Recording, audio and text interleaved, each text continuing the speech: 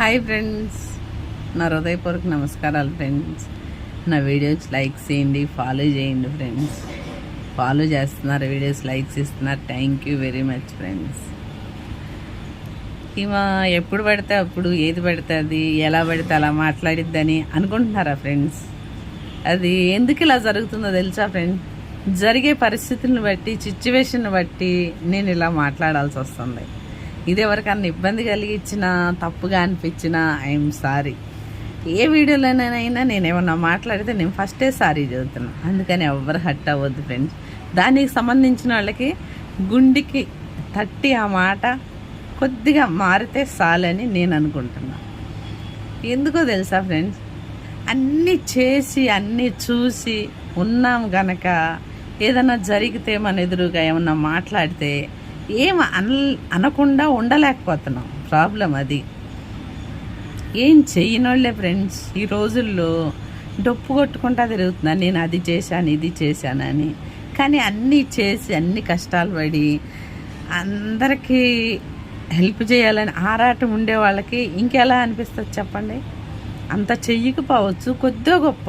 ఆ కొద్దో గొప్ప కూడా చెయ్యనోళ్ళు 1,000,000 మాట్లాడుతున్నారు. వచ్చింది ఈరోజు ప్రాబ్లం ఏంటంటే అదే. ఎవరు అందుబాటులో ఉంటారా, ఎవరు ఖాళీగా ఉంటారా, ఎవరు పని బాట లేకుండా మన సోది మాటలు వింటారా అని చాలామంది కాపు కాసుకొని ఉంటారు. అదే పనిగా పెట్టుకుంటారు. వాళ్ళ పనులు, వాళ్ళ కష్టాలు అవన్నీ పక్కన వాళ్ళ మీద తోసేస్తారు. వీళ్ళు మాత్రం హ్యాపీగా ఉంటారు. పక్కన వాళ్ళు గుర్తులో పడ్డ ఎలికిలాగా కొట్టుకులాడుతుంటారు. వాళ్ళకి సేవలు చేసి వాళ్ళకి చేస్తానే ఉండి. ఇది కొంతమందికి అర్థం కాదు. మరి మాట్లాడక తప్పటం లేదు.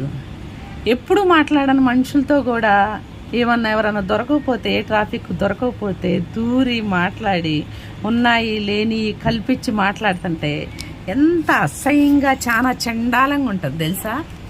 ఫస్ట్ నుంచే అందరూ అవసరం. ప్రతి ఒక్క మనిషికి అవసరమే.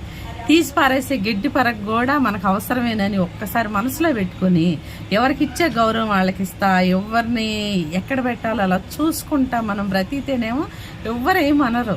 కానీ సడన్లీ పిల్లలతో, పెద్దవాళ్ళతో, ముసలాళ్ళతో బంధాలు కలుపుకొని వాళ్ళ చుట్టూ తిరుగుతూ వాళ్ళతో మాట్లాడుతుంటే కోపం వస్తుంటుంది. ఎందుకో తెలుసా? మనము ఎన్నో అనుకుంటాం, ఎన్నో చేస్తుంటాం. పైవాడికి ఫుల్ క్లారిటీ ఉంది. ఎప్పుడు ఎవరిని ఎక్కడ పెట్టాలి, ఏం చెయ్యాలని. అవునా కదా ఫ్రెండ్స్? కామెంట్ పెట్టండి. ఇది తెలుసుకున్న వాళ్ళు ఎదురుగా ఏం పని ఉంటే ఆ పని చేసుకుంటే హ్యాపీగా ఉంటారు. ఇది తెలియని వాళ్ళు వాళ్ళ ఇంట్లో మనుషులు చచ్చిపోయినా, వాళ్ళ జీవితాలు కోల్పోయినా, వాళ్ళకి రోగాలు వచ్చినా, వాళ్ళకి తినటానికి లేకపోయినా ఆ నోరు మాత్రం ఆగదు. నోరే మన జీవితాన్ని నాశనం చేస్తుంది. నోటితో మనం ఏం మాట్లాడతామో మతిలో ఏముంటుందో గతిలో ఏముంటుందో అని ఒక శాస్త్రం ఉంది. నోటితో ఏం మాట్లాడతాం అవే జరుగుతుంటాయి. కానీ కొంతమందికి తెలియదు.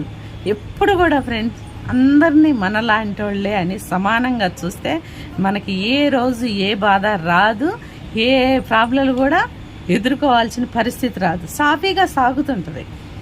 ఉంది కదా అని అదిరిపడతాం, లేదు కదా అని బాధపడతాం. ఇవన్నీ అసలు పనికిరాని మాటలు. ఎందుకంటే ఉందనుకో అంతో ఎంతో తిని హ్యాపీగా చస్తాం, లేదనుకో అప్పుడు కూడా దేంతో దాంతో కడుపు నింపుకొనే చస్తాం. ఇట్లాగే ఎవరు చచ్చిపోరు కదా ఫ్రెండ్స్. నారు పోసిన నీళ్ళు వేయడా అని ఒక శాస్త్రం ఉంది. చిన్న చిన్న మొక్కలకు కూడా, చిన్న చిన్న పురుగులకు కూడా ఏదో ఒకటి దొరికింది తినడానికి. అప్పుడు ఉండేవాళ్ళు తిన్నది, లేనివాళ్ళు తిన్నది ఒకటే అయింది. కడుపు నిండిందా లేదా?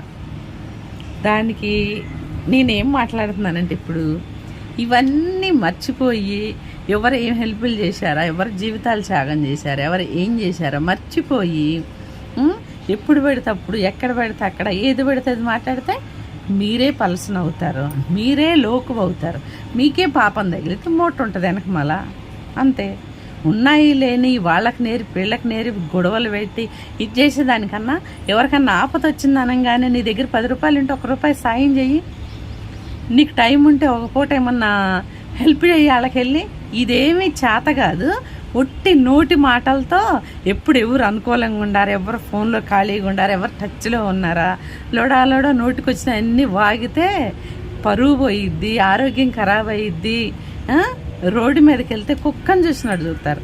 ఇది ప్రతి ఒక్క మనిషి గమనించుకొని మనం ఉండాల్సిన లిమిట్లో మనం ఉండాలి ఫ్రెండ్స్. కొంతమంది ఉంటున్నారు, ఉన్నందుకే ఇప్పుడు వరకు ఈ భూ ప్రపంచం ఇలా ప్రశాంతంగా ఉంది. అందరు ఇట్లాగే ఉంటే ఎప్పుడో తిరగబడిపోయేది. ఇది నిజం ఫ్రెండ్స్. ఇంతకన్నా నేనేం చెప్పలేను. ఎట్లా పడితే అట్లా మనకు వయసు ఉన్నప్పుడు మనకి